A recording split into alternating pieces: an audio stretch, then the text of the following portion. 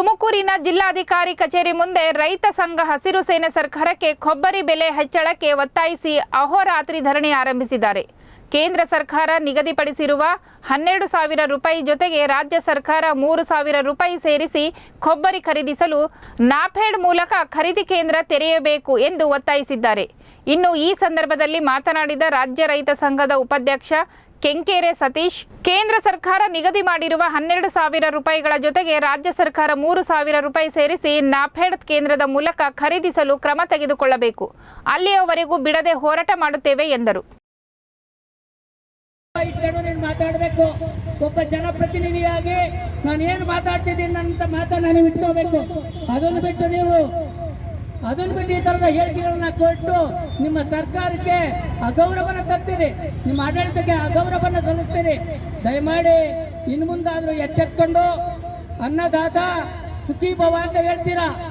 ನೀವೆಲ್ಲ ಪುರಾಣ ಇತಿಹಾಸಗಳಲ್ಲಿ ಅನ್ನದಾತ ಸುಖೀ ಭವ, ಅನ್ನದಾತ ಸಾಯಿಲಿ ಅಂತ ಹೇಳ್ತಾ ಇದ್ದೀರಾ. ಬರಗಾಲ ಬರಲಿ ಅಂತೇಳಿ ಬಯಸ್ತಾರೆ ಅಂತ ಹೇಳ್ತೀರಾ. ಇದು ರೈತ ಧರ್ಮ ಅಲ್ಲ. ರೈತ ಈ ದೇಶದ ಎಲ್ಲ ಪ್ರಾಣಿಗೆ, ಎಲ್ಲ ಜನರಿಗೆ 20 ಕೋಟಿಗೆ ಅಂತೇಳಿ ಪೂರ್ವಕರು ಮಾತಾಡ್ತಾರೆ. ಎಲ್ಲರಿಗೂ ಅನ್ನ ಕೊಟ್ಟಂತವ್ರು. ಅವ್ನು ಯಾವತ್ತೂ ವಂಚನೆ ಮಾಡಲ್ಲ, ಯಾವತ್ತೂ ಮೋಸ ಮಾಡಲ್ಲ. ಅವ್ನಿಗೆ ಮೋಸ ಮಾಡಕ್ ಗೊತ್ತಿಲ್ಲ. ನೀವೇ ಮೋಸ ಮಾಡ್ತಿರೋರು, ನೀವೇ ದೇಶದ ಹಣವನ್ನು ಲೂಟಿ ಮಾಡ್ತಿರೋರು. ಇವತ್ತು ಚುನಾವಣೆಯಲ್ಲಿ 1,500-2 ಸಾವಿರ ರೂಪಾಯಿಗಳನ್ನು ಕೊಟ್ಟು ಓಟನ್ನು ಖರೀದಿ ಮಾಡಿ ಇವತ್ತು ದೇಶ ಆಡಳಿತ ಮಾಡ್ತಿದ್ರ. ನಿಮ್ಗೇನಾದ್ರೂ ನಿಜವಾದಂತ ತತ್ವ ಸಿದ್ಧಾಂತಗಳಿದೆಯಾ? ಯಾವುದಾದ್ರೂ ಪಕ್ಷಕ್ಕೆ ತತ್ವ ಸಿದ್ಧಾಂತಗಳಿದೆಯಾ? ನೀವು ದೇವರ ಹೆಸರಲ್ಲಿ ರಾಜಕಾರಣ ಮಾಡ್ತೀರಿ, ಧರ್ಮದ ಹೆಸರಲ್ಲಿ ರಾಜಕಾರಣ ಮಾಡ್ತೀರಿ, ಜಾತಿಗಳ ಮಧ್ಯೆ ಕಲಹ ತರ್ತೀರಿ. ಇದ ನಿಮ್ಮ ರಾಜಕಾರಣ? ನಿಮಗೆ ನಾಚಿಕೆ ಆಗಲ್ವಾ? ಇದು ಪ್ರಜಾಪ್ರಭುತ್ವ ರಾಷ್ಟ್ರ. ಪ್ರಜೆಗಳೇ ಸಾರ್ವಭೌಮರು, ಎಲ್ಲರಿಗೂ ಸಮಾನ ಅವಕಾಶ ಇದೆ. ಸಮಾನತೆಯಿಂದ ನೋಡಿ. ಯಾವುದೋ ನಮ್ಮ ಮನೆಯಲ್ಲಿ ರಾಮ ಇಲ್ವಾ, ನಮ್ಮ ಮನೆಯಲ್ಲಿ ಈಶ್ವರ ಇಲ್ವಾ, ಅದೇ ಅಲ್ಲೋ ಕಟ್ತೀನಿ ಅಂತೇಳಿ ಇಡೀ ದೇಶ ಜನನ ಗಾಳಿ ಸುತ್ತಿಸ್ತೀರಾ. ಸುತ್ತರಲ್ಲಿ ಗಾಳಿನಲ್ಲಿ ಗುಂಡು ಹೊಡೆಯೋದನ್ನ ಬಿಡಿ. ಸತ್ಯ ಹೇಳಿ ಗಾಳಿನಲ್ಲಿ ಯಾಕೆ ಗುಂಡು ಹೊಡಿಸಿ ಓಟ್ ಕಿತ್ಕೊಂಡು ಆ ಮಾಯಕರನ್ನ ಇದು ಮಾಡ್ತೀರಿ? ಏನಾಯ್ತು? 9 ವರ್ಷಗಳಲ್ಲಿ ಮೋದಿ ಸರ್ಕಾರ ಬಂತು. ಏನ್ ದೇಶದಲ್ಲಿ ಬದಲಾವಣೆ? ಏನು ಗ್ರಾಮಾಂತರ ಪ್ರಜೆಗಳ ಜೀವನದಲ್ಲಿ ಬದಲಾವಣೆ ಹೇಳಿ, ಗುರ್ತಿಸಿ ಹೇಳಿ. ರೈತ ಸಾಯ ನಿಂತಾಯ್ತಾ? ದಯಮಾಡಿ ಮಾತಾಡಬೇಡಿ. ಇವತ್ತು ವಿದ್ಯುತ್ ಪರಿಸ್ಥಿತಿ ಏನಾಗಿದೆ? ಇವತ್ತೀಗ ಏನು ಹೊಸ ಗೋರ್ಮೆಂಟ್ ಕೊಡಿಸ್ತೀರಾ? ಅವ್ರಿಗೆ ಇನ್ನು ಮುಂದೆ ನಾವು ಉಚಿತವಾಗಿ TC ಕೊಡಲ್ಲ, ವೈ ಕೊಡಲ್ಲ, ಕಂಬ ಕೊಡಲ್ಲ ಅಂತೀರಿ. ಅನೌನ್ಸ್ ಮಾಡಿದೆ ಕೇಂದ್ರ ಸರ್ಕಾರ. ಅಂದ್ರೆ 1 ಕ್ವಿಂಟಲ್ ಕೊಬ್ಬರಿಗೆ 250 ರೂಪಾಯಿ ಜಾಸ್ತಿ ಆಯ್ತು. 1 kg ಕೊಬ್ಬರಿಗೆ ಎಷ್ಟಾಯ್ತು? 2,500 ರೂಪಾಯಿಯನ್ನ ಜಾಸ್ತಿ ಮಾಡಿದ್ದಾರೆ. ಇವರು ಯಾವ ವೈಜ್ಞಾನಿಕ ಆಧಾರದಲ್ಲಿ ಇದನ್ನ ಬೆಲೆ ನಿರ್ಧಾರ ಮಾಡಿದ್ರು? ಇದು ನಮ್ಮ ಪ್ರಶ್ನೆ.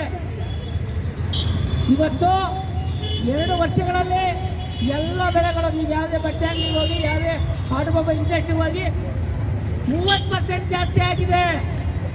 ಅಂದ್ರೆ 30% ಜಾಸ್ತಿ ಆಗಿದೆ.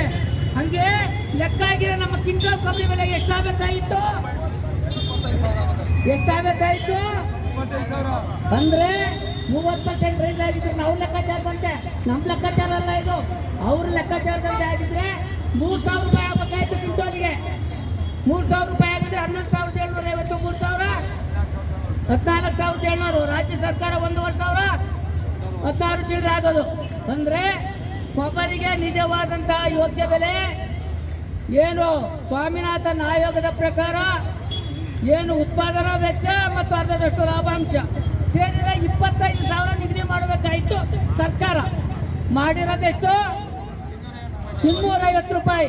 ಇವರನ್ನ ನಾವೇನಂತ ಕರಿಬೇಕು? ಇವ್ರು ಯಾರ ಪರವಾಗಿ ಕೆಲಸ ಮಾಡ್ತಾರೆ? ಕಾರ್ಪೊರೇಟ್ ಕಂಪನಿಗಳ ಪರವಾಗಿ ಕೆಲಸ ಮಾಡ್ತಾರೆ. ಕಳೆದ 3 ವರ್ಷಗಳಲ್ಲಿ 14.7 ಲಕ್ಷ ಕೋಟಿಯನ್ನ ಕಾರ್ಪೊರೇಟ್ ತೆರಿಗೆಯನ್ನು ಮನ್ನಾ ಮಾಡಿದ್ದಾರೆ. ಇವತ್ತು ಹೇಳ್ತಾರೆ ಸರ್ಕಾರದ ಕುತ್ಕೊಂಡಿರೋದು ರೈತರು ಸಾಲ ಮನ್ನಾ ಮಾಡಿದ್ರೆ ದೇಶ ಹಾಳಾಗೋಗ್ತದೆ, ದಿವಾಳಿ ಆಗ್ತದೆ ಅಂತ. ಲಕ್ಷ ಕೋಟಿ ಸಾಲ ಮಾಡಿ, ಸಾವಿರಾರು ಕೋಟಿ ಸಾಲ ಮಾಡಿ ದೇಶ ಬಿಟ್ಟೋಗಿರೋದನ್ನ ಏನ್ ಮಾಡಿದಾರಪ್ಪ ನೀವು?